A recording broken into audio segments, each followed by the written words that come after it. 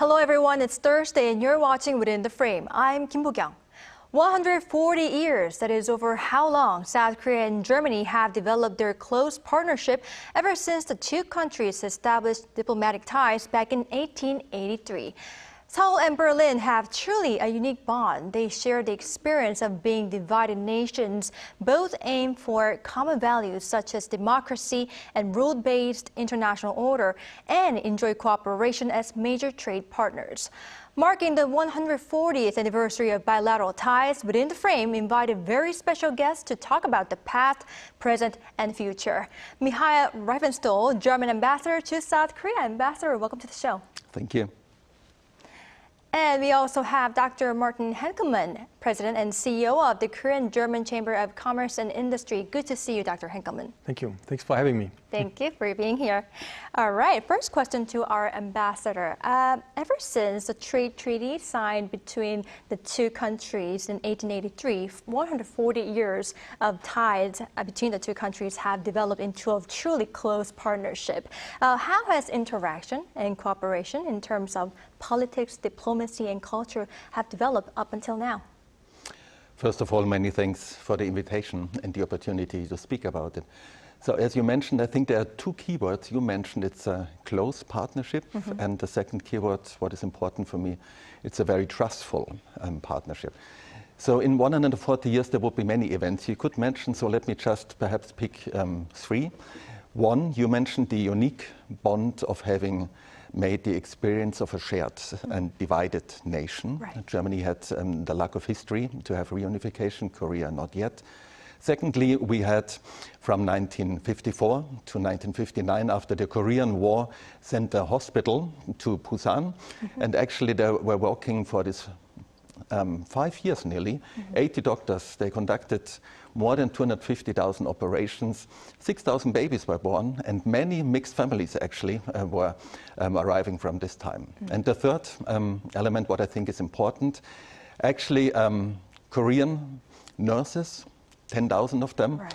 And Korean miners, 8,000 of them, were very helpful when we had our economic drive. We called it the Wunder of the Rhine, so the miracle of the Rhine.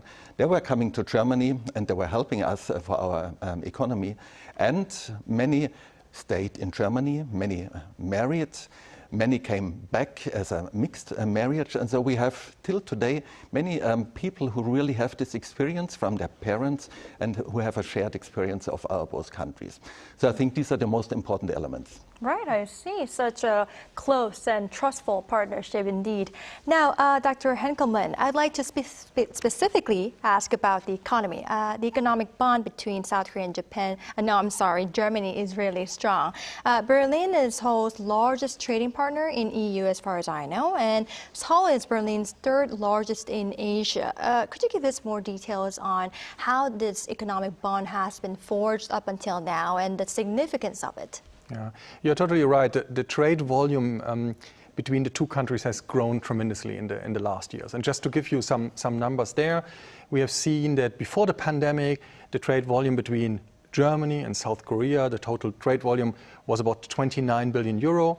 And now, 3 years later, in 2022, despite disruptions of supply chain, despite raw material prices going up, despite the pandemic, despite all these, the trade volume grew by 20%, and we are now at 35 billion euro. This is tremendous, particularly when you take into account that this is only the exchange of goods and manufactured products. We are not even taking into account here the services, service exchange. And additionally, we do not take into account in this number all the goods from Korean companies that are produced, for example, in the European Union and delivered to Germany, or produced in ASEAN countries and go to Germany, and the other way around. So the total volume of products, Korean products, bought in Germany is much higher than what the trade volume is, and the other way around as well. So this is really a big success story. Right, interesting. Now, Ambassador, this weekend, as we all know, German Chancellor Olaf and President Yoon Suk-yeol will have a summit, and Scholz will be the first German leader to visit Seoul in 13 years. What significance does this year's summit have, and what would be the key items on the agenda? I think it does have a huge significance for both countries. When you look back the last 5 months, we had actually a series of visitors coming to Korea, beginning from our federal president, Frank-Walter Steinmeier. We had our Foreign Relations Committee here. We had our Foreign Minister Annalena Baerbock here, and now our Chancellor. And I think it shows the growing importance of Korea, both as a political partner, a partner with whom we share many values, but also about the increased importance of Korea, who is now the economic powerhouse number 10 worldwide. So I think there's very good reason that we do have this meeting. And as you mentioned, it's the first purely bilateral visit since 1993. And the last visit of Chancellor Angela Merkel was in 2010 for the G20. So from the topics, I think there will be a very wide range, and I don't want to preclude anything, but just to mention a couple of topics, I'm quite sure that of course they will speak about the situation on the Korean peninsula. Also, I think about the necessity to have a clear and unequivocal condemnation of the violations of international law, for example, by the North Korean missile testing. Right. They clearly, I think, will speak about the regional security environment, including also how we can work together in the Indo-Pacific, how we can work for a rule-based international order, how we can strengthen multilateralism. And also maybe from the regional issues, the last point where we have a deep respect for the initiative of President Yoon to get the relations with Japan on a better footing.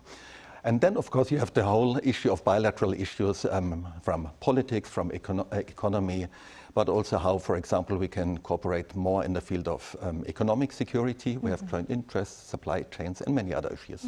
Right. Now, as our ambassador pointed out right now, Dr. Henkelmann, among the many key items on the agenda, of course, will be the cooperation on the supply chain and how we will strengthen our economic security. Given that the EU is also facing trade tensions because of the Washington's protectionist policies, how could South Korea and Germany could cooperate to tackle with the U.S.-China rivalry? I think you mentioned very correctly the big topic when it comes to economic aspects, and particularly the economic security, supply chain issues, and all the ideas how we set up the future of the economic global order. I think the good thing is that there is already a whole lot of cooperation going on between the governments, between the administrations, also including research institutes, and also, of course, lots of cooperation on the private sector. And I think the next step has to be that all these challenges bring us even closer together for more cooperation when it comes to large, perhaps infrastructure projects which are future relevant. Let's look on this together. Also, I think it would be great if if the two governments were closely together when it comes to the international order, rule-based order. We have both countries which are so dependent on exports, so it's so important that we get a level playing field, a fair trade international order here. And I think one of the lighthouse projects which the governments could really push forward, although it's not Germany alone, would be to look on how to update the free trade agreement which we have between the European Union and Korea. And if we do a FTA 2.0, I think this could already bring us a whole step forward. Right, collaboration. I cannot agree more. Ambassador, shifting gears a little bit to diplomatic front. German Chancellor declared a Zeitenwende, or a watershed moment in English, in light of Russia's invasion of Ukraine. And his speech, I believe, revealed a shift in Germany's defense policies. In what ways could South Korea and Germany cooperate in terms of military cooperation? Yeah. Let me start with cooperation of different fields with regard to the Russian invasion in the Ukraine. Because, for example, if you go to the United Nations Forum, in the United Nations General Assembly, there was always unequivocal support from Korea for the condemnation of this blatant violation of international law, also with the Human Rights Council in Geneva. We do have, for example, also a very intensive collaboration, how we best, also in the field of humanitarian aid, how Ukraine could be supported. So, you know, for Germany, as our Chancellor called it, this was a real event that really triggered a whole change of policy in Germany. You know, for the first time since World War II, we decided that we do supply military items, weapons, including lethal weapons to Ukraine, because we are convinced we have to put Ukraine on a footing where they are able to defend themselves against this aggression. We also changed very clearly our whole setup of our energy policy in the fossil area. We were heavily dependent on Russian fossil energy. Now we are out basically of Russian fossil energy. So we think we should, and this is the task, I think, of all countries of the international community, make clear with our support for Ukraine that actually we have to show that in the 21st century, simply the invasion of a country cannot be accepted and cannot be successful. Right, right. Now, Ambassador, I'd like to tap on the tensions on the peninsula as well. As you have already pointed out, Germany too has a history of being divided, right, into the east and west before unification, and with the Korean peninsula still split into two. How do you see the tension on the peninsula right now, and what could South Korea refer to in terms of these tensions? The situation of peace and stability on the Korean peninsula is not only a regional issue, but it is also an issue of international peace and security. So it is also very relevant for all countries, including Germany. From our side, we always made clear whatever we, from our own experience of overcoming a divided nation, we are very much willing to share our experiences, how we have achieved this by a lucky strike of history in Germany. And actually, we do have a couple of fora between our ministries, but also between our civil society, where we share experiences. For example, how could we, once reunification was coming close, how could we, for example, integrate economic issues? How could we tackle financial issues? And I think the most important issue, how can you try to get two societies that have a completely different background? How can you work that in, let's say, one generation, you really overcome these challenges? So we always make clear whatever we can be helpful for this, we are most willing. Oh, thank you. Now, Dr. Henkelmann, since South Korea and the EU's free trade agreement came into force in 2011, the economic bond between the two countries gained very much of a momentum. And what areas of businesses have the two countries cooperated on so far? And how is South Korea a location for investment and businesses for German companies? At the moment, it's a very good location for German companies. As I pointed out, you see the trade volume had gone up. Over the last 6 decades, German companies have invested about $15 billion in the country, and we see an increasing demand. We did a survey 3 months ago with all the other European chambers from the European countries together, and we asked the business community, how do you see the role of the Korean market for the company, for the global company? And if you look on this, 2019, we had about 30% of the companies saying the role of the Korean market becomes more important. 2022, we had 60% of the companies giving this as a feedback. That shows how promising the market here is. And besides the trade volume between Germany and Korea that had grown, as I pointed out, we also have seen a strong increase in the trade volume between Europe and Korea. And once again, we come back here to the free trade agreement between Korea and the European Union. This has been really a base and a good accelerator for exactly this process. Right. I'm glad to hear that South Korea is being viewed as a very promising market. But in order to further boost economic ties between the two countries, what more could be done? Yeah, of course, there are also a couple of things on the wish list of the companies, and pointing perhaps to the things which are particularly important for the German companies. I think one aspect we have to see is in our last survey, which we will publish next week, we have about 1/3 of the German companies show concerns that the trade deficit that Korea is running at the moment, if this trade deficit persists, that there might be some protectionistic trends here in the country. And the second aspect where companies come to us regularly is that we have some implementation rules and regulations that are not always applied consistently within the administration. This is also a second aspect of concern. We also have points when it comes to the fair and just remuneration, reimbursement, pricing in the pharmaceutical sector. Many of our companies consider this not innovative friendly here, so it's a point. And then there's a fourth point, which is, I think, very important here, not only for the German companies. It is the problem of lack of skilled workers. We have seen, of course, less and less children or young adults will enter the workforce. We also see that more and more of course, the young adults go to university, but we need a workforce, skilled workers.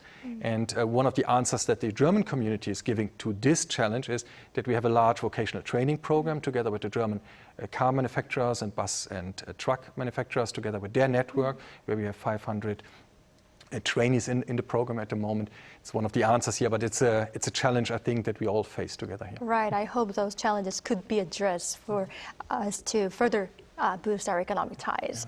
Now, Ambassador, we cannot leave out tackling climate change together, can we? I heard you mentioned the huge potential you see for German-Korean collaboration in terms of green industries and renewable energies. Could you give us an outline of how both countries can push each other to further boost this in renewable energy sector? Korea is one of the leading economic powerhouses, as I said, number 10 worldwide.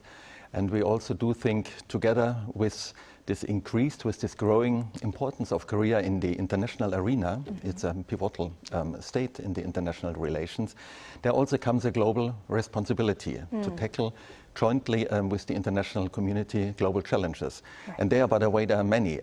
Climate is the most urgent, but we also do have many others. So what we do see, we are both countries of innovation. We are strong in innovation country. Korea is one of the leaders, actually, in the Bloomberg Index. Many years it was again and again the leader. So I think what we do need is, on the one hand side, on the political side, the unequivocal commitment that we will fulfill what we have said, for example, in Glasgow, including when we want to achieve net zero, but also how we want to achieve on this road, for example, until 2030, a substantial reduction of our national determined contributions. So how can we do this? And there, I think also the business side and the economic side and science and research do have a role. And this is, for example, in forums, we discuss this. We have energy days between our ministries. We have now the next energy day is actually in Busan, just next week. We also will have a joint, together, by the way, with the Chamber, conference on hydrogen, where we think there is huge potential. So what we think is a huge opportunity between our two countries as innovation leader, really to get together politicians, sometimes also parliamentarians are very important, business community, but then also scientists, and to try to find out where can we cooperate most to get actually as close as possible to the 1.0 goal. Right, I see. Now, I'd like to ask more questions, but since we are running out of time, I believe this will be the last one. But Ambassador, in order to ensure another 140 years of our bilateral ties, what stepping stones more should be laid down, in your opinion? Could you briefly tell us? We need definitely our German business community, because they are really one of the fundamental pillars. But I think this is working very well. What, if you ask me personally, on my wish list would be, I think bilateral relations live of the next generation. Right. So we really should work on that we get more fora where we get young Koreans, young Germans together, and let them work what their ideas about the joint future is. And the second point, perhaps civil society is the most important actor in political international relations today. So, for example, if we could achieve to get more involved also the cities, the regional governments, then I think this would help very much to even put the Korean-German relations on a broader footing. Right, I totally agree. Now, Dr. Henkelmann, could you add more? I think there are two aspects I would like to add. One is the language. We see a large boom at the moment in Germany interest in the Korean language. And it's great how many young Germans try to learn, or actually learn Korean, driven by this K-pop and K-wave in general. So it would be great also that we have a strong community here in Korea that learns German, because language is linked to understanding, and that's very important. The second point would be, it would be great if we find a large project for both countries to work on, a lighthouse project on which we can work. Could be in research, development, quantum physics, or quantum computing, something, perhaps a large infrastructure project, something where in 10 years, when we have 150 years, we can look back and say this has been done since the 140 years. Right, I would love to see our enhanced ties between the two countries. All right, unfortunately, this is all the time we have for today's edition, but thank you, Dr. Henkelmann. Thank you very much. And of course, thank you, Ambassador, for your insights. We really appreciate it. All right, that's all for Within the Frame tonight. We'll be back tomorrow with more in-depth stories. Thank you for watching, and goodbye.